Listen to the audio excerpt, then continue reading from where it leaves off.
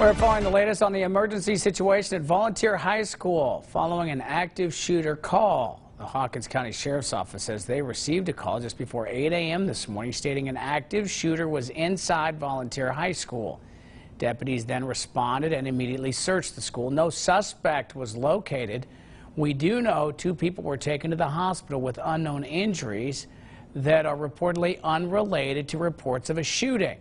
According to the Hawkins County School District's Facebook, all students at the high school have been evacuated to the Mount Carmel National Guard Armory. Hawkins County School District conducted a news conference just a little while ago. Ansley Daniel was inside the room for the news conference. Ansley, what more did you learn? Casey, that conference just wrapped up a few moments ago. I'm actually joined now by Hawkins County Director of Schools, Matt Hickson. Thank you for joining us this afternoon after this conference. Now, first off, tell us what you know about the situation that happened at Volunteer High School this morning. We were notified approximately 7:50 this morning from our lead school resource officer that there was a possible active shooter on campus and that there was somebody down.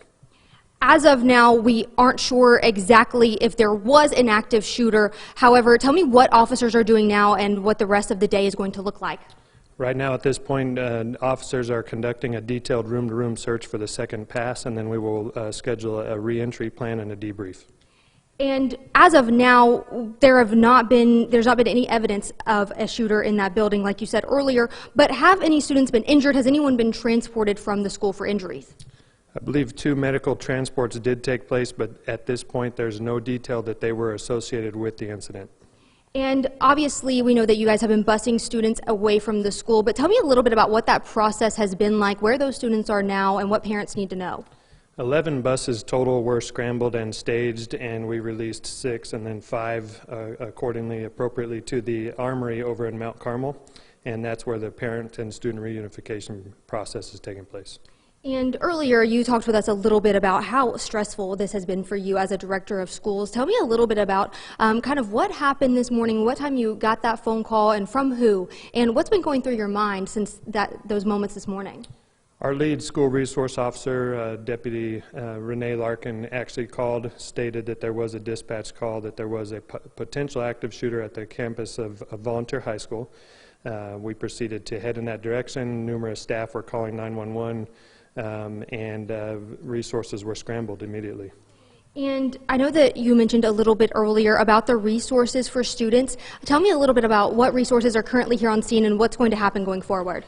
At the Parent Student Reunification Center, we do have mental health and counselors support there, and then we will continue that as we go. And do you anticipate students to be in class tomorrow?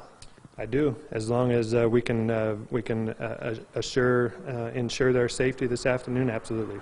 And just a few more questions for you. Tell me a little bit about what you want parents to know going forward. You talked a lot about the resources and the different trainings you guys have been through, but what do you want parents to know heading forward?